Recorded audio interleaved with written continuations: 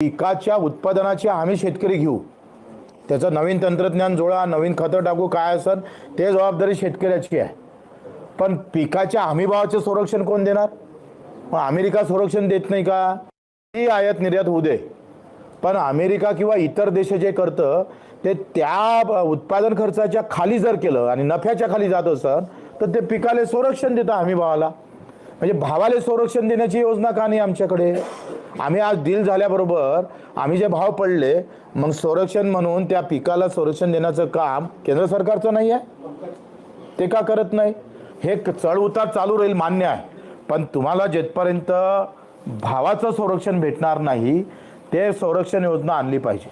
तुम्ही जेव्हा ठरवलं ना तर तुम्ही सांगा, मी नेहमी सांगत असतोय 11,000 रुपये भावाची शिफारस केली कापसाची, 8,000 रुपये जाहीर केले, 3,000 तर तुम्ही तसेच कमी केले आणि 6,500 7,000 विकावं लागली. एका क्विंटल मागं 5,000.